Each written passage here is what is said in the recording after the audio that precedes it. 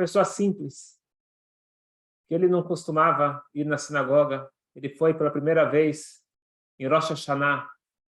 Ele entrou bem no momento que as pessoas estavam no ápice da sua concentração, chegando no momento da prece silenciosa, da Amidah.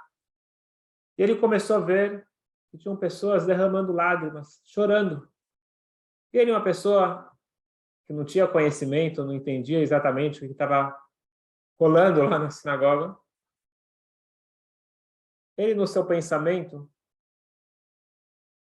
chegou à seguinte conclusão: eu tenho certeza que essas pessoas, igual a mim, estão com fome. Então, eles estão chorando de fome. Essa foi a conclusão dele. Eu também estou com fome. E ele começou a chorar junto. Depois de um tempo, mudou a oração e todo mundo se acalmou. Ele viu que as pessoas estavam tranquilas. E aí ele refletiu: o que será que aconteceu? Eles estavam com fome, a comida não chegou e eles se acalmaram. Já sei. Tá certo que eles estão com fome, mas eles sabem, eu sei muito bem, que quanto mais tempo a carne fica cozinhando, melhor o sabor. Então eles sabem que vai demorar um pouquinho, mas a comida vai ficar bem melhor se a gente esperar mais um pouco. E aí ele ficou tranquilo. Depois de um pouco, chegou na hora do toque do shofar. E o rabino falou umas palavras de inspiração e fez as pessoas refletirem. As pessoas novamente começaram a derramar lágrimas, começaram a chorar. E ele, no seu pensamento, chegou à seguinte conclusão: tá certo que quanto mais tempo demorar a comida, mais saborosa ela fica, mas quanto tempo a gente pode esperar? Afinal, a gente está com fome. E ele começou a chorar novamente junto com todos. Quem contou essa história foi o Rabbi Israel Meruzhin, um Rebbe, colega do Alter Rebbe, e ele traz essa história como uma parábola para a nossa vida no Galut, no exílio.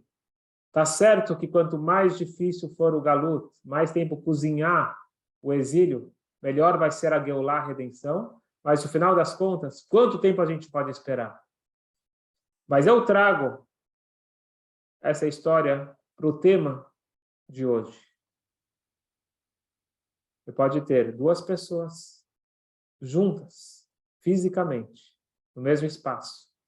No caso, na sinagoga, os dois estão com a oportunidade de se conectar com Deus e de fazer a tefilá. Só que um está pensando na conexão espiritual e por isso ele se emociona, e o outro está pensando na comida. É possível dois falarem as mesmas palavras? Um está pensando em Deus e o outro está pensando em si mesmo. Nós falamos a grande frase do Zohar que Tfilá velo kavaná, keguf velo neshama. Tfilá, oração sem kavaná, é igual a um corpo sem alma. Qual a diferença entre o corpo e a alma? Para isso, gostaria de convidar vocês para se aprofundar um pouquinho no que a Kabbalah fala sobre os 4 reinos. Nós temos... Vou aqui compartilhar a tela um minutinho.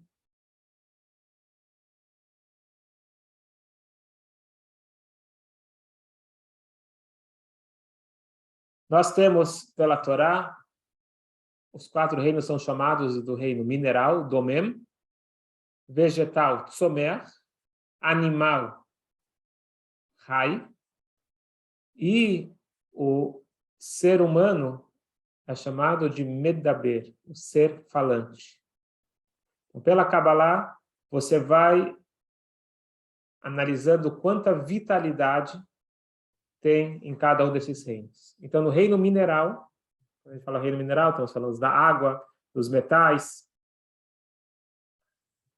nós temos o mínimo de vitalidade possível. Tanto é que você não consegue sentir no reino mineral, você não sente a presença de uma alma, mas tem. Diz a Kabbalah que até mesmo uma pedra, ela tem a sua alma, mas não está revelada, não está claro a presença de uma vitalidade divina dentro da pedra. O próximo reino, que é o reino vegetal, você já consegue ver mais vida. Tanto é que nós sentimos uma dor em arrancar uma flor, uma planta. Você sente que tem uma vida lá. Agora, você pega uma pedra e joga a pedra e não sente. Mas a pedra também tem a sua espiritualidade. Tanto é que está escrito que quando Mashiach chegar, e as pedras vão conseguir falar também, elas vão gritar, ou tolo, quem te deu permissão de pisar em cima de mim e ficar falando besteira? Você pode pisar em cima de mim se você está cumprindo o seu papel, mas você está aqui passando o tempo e fazendo contra o teu objetivo de vida, quem te deu o direito? Por isso é mais importante do que eu estar pisando em cima de mim.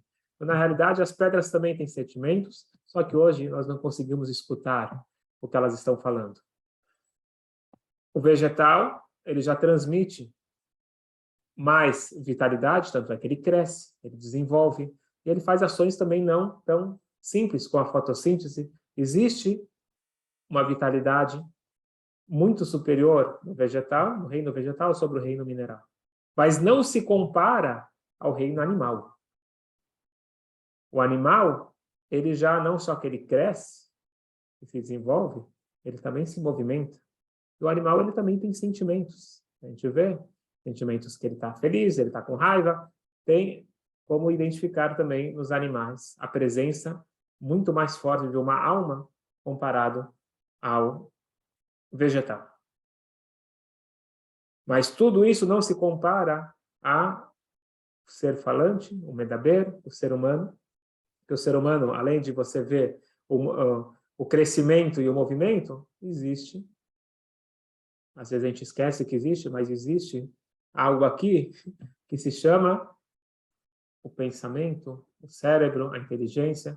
Nós somos capazes, por exemplo, de adiar uma autogratificação. O animal, ele age por instinto. O ser humano, ele é capaz de não agir por instinto, capaz de raciocinar, de fazer escolhas, de ter o autocontrole. E também as nossas emoções são muito mais complexas e muito mais desenvolvidas do que os animais. Então, quanto mais você sobe nessa escada dos reinos, mineral, vegetal, animal e ser falante, você vai subindo, mais você vê a presença da alma, da vitalidade divina. O vegetal, ele tem dentro de si também características do mineral. Ele tem o corpo físico, que é igual o mineral. O animal, ele tem características dentro dele igual o vegetal. Ele cresce, ele se desenvolve.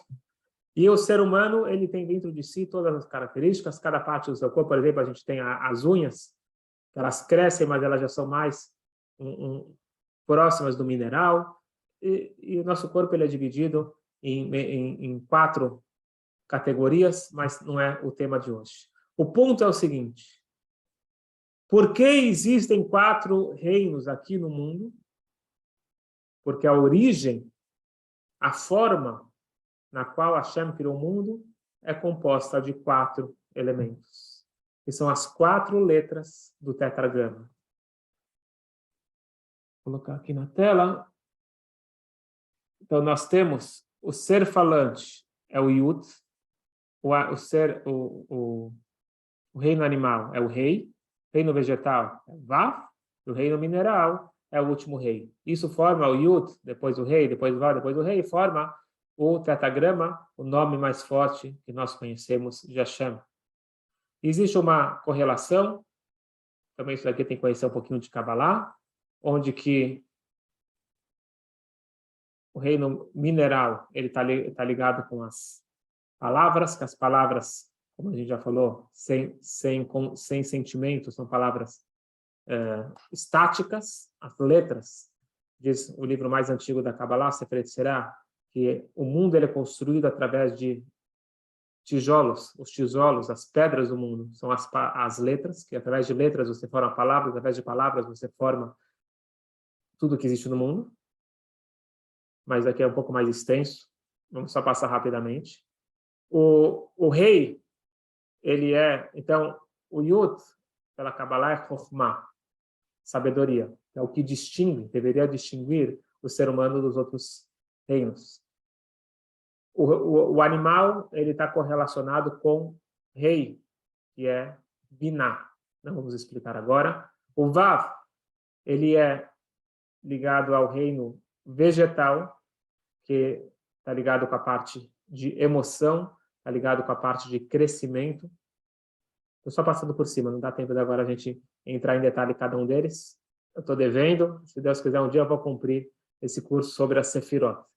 E o último rei é ligado com Malchut, e Malchut é a fala, e a fala é composta de palavras que são compostas de letras. Mas o ponto que eu quero falar é o seguinte: por que existem 4 reinos aqui no mundo? Porque o modelo de criação é as 10 Sefirot, que passam pelas 4 letras do tetragrama. Para o momento tá bom, a gente só dá essas informações básicas, porque senão a gente vai se perder na linha de raciocínio. Vamos aqui dentro das palavras do Tânia. Que bagufa gashmi vadoe amash kavanim afad. O corpo, então nós falamos que uma tefilá sem kavaná, uma tefilá sem oração é igual a um corpo sem alma. O corpo físico, correlacionado ao reino mineral do mesmo, como, por exemplo, pedras e terra. Existe uma alma, existe uma vitalidade, mas essa vitalidade é mínima. Colocar que ela é tão ínfima, que não existe nem o poder do crescimento, que é o que distingue o reino vegetal.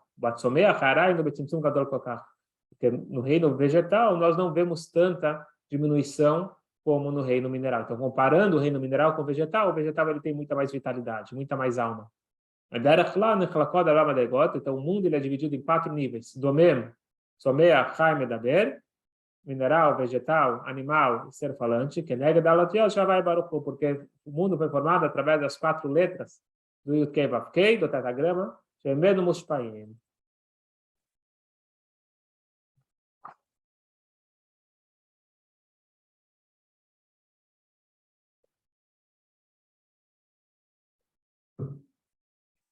Tudo que existe nesse mundo, ele vem de um plano superior.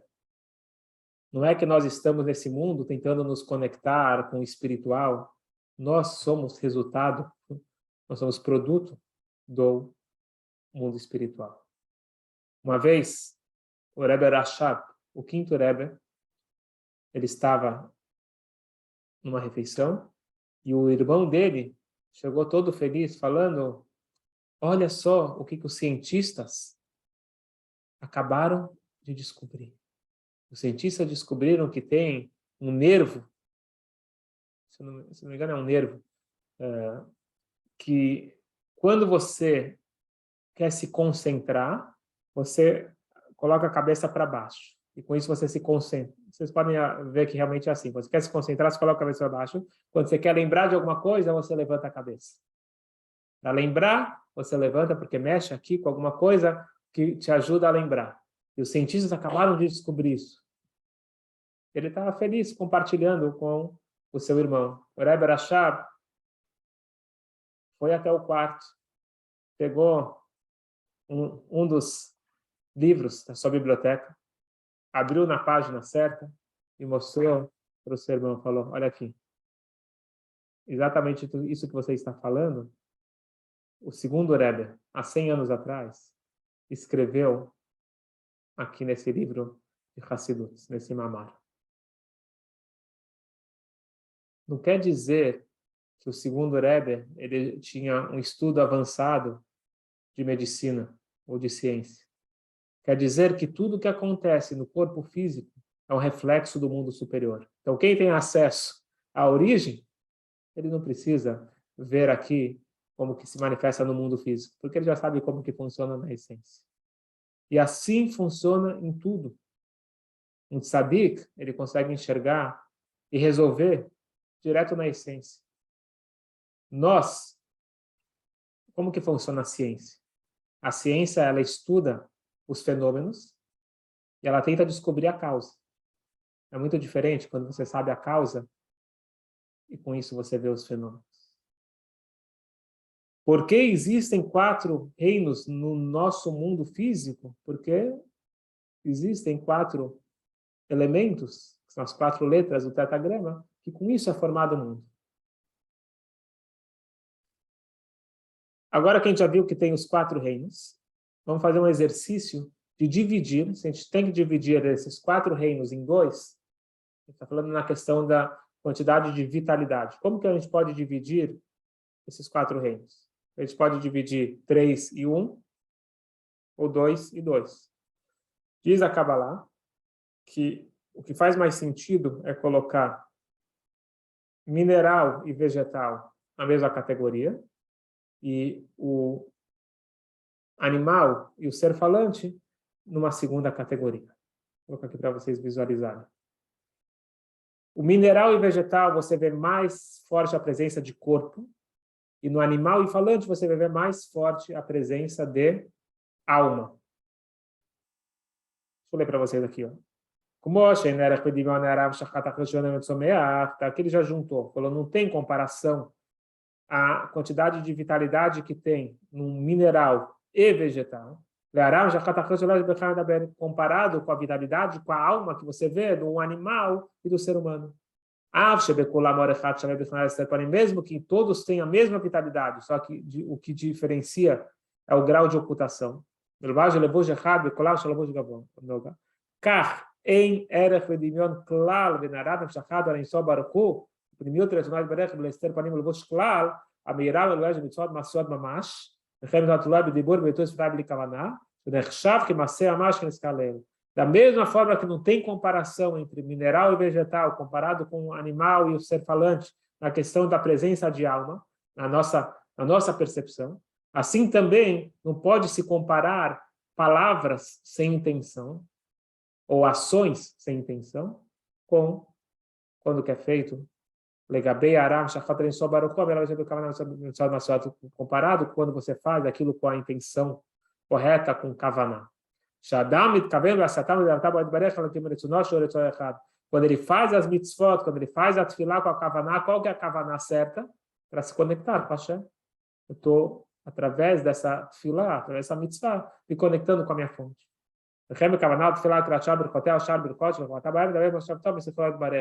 Assim também, na hora da tefilá, você faz a kavaná para conectar-se com Hashem.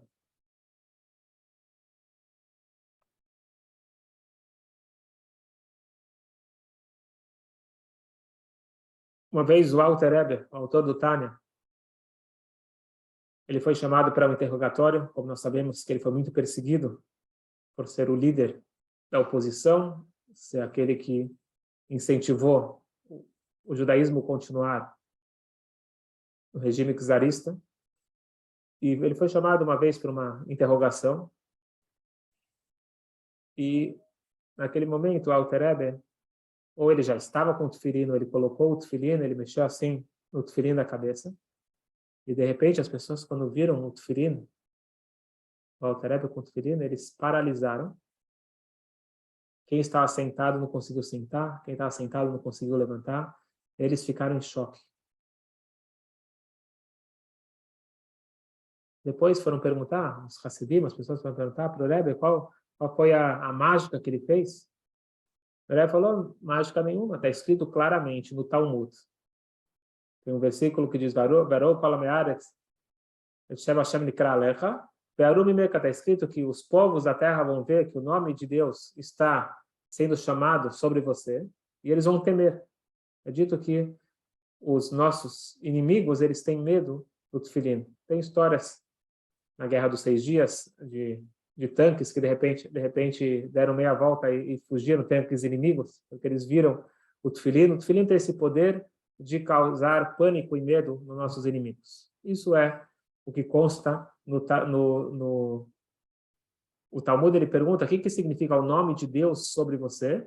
Explica o Talmud, o nome de Deus, Elu Tfilin Sheberosh. Quando você está com o tefilin da cabeça, significa que está com o nome de Deus sobre você. Isso causa medo nos inimigos.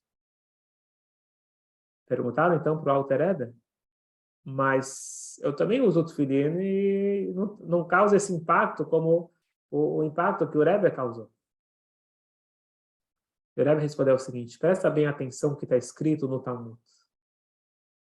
Quando você tem o nome de Deus sobre a sua cabeça, diz o Talmud, Elo Tefilin Shebarosh. Quem entende hebraico vai entender que não está escrito Elo Tefilin She'al Al-Rosh, está escrito Elo Tefilin Sheberosh. Não está escrito o Tefilin que está sobre a cabeça, está escrito o Tefilin que está na cabeça, no sentido dentro da cabeça. Diz o Alter Rebbe, quando o tefilim está dentro da cabeça, quando você incorporou a verdadeira mensagem do tefilim, isso sim passa uma mensagem forte para aqueles que não têm essa conexão.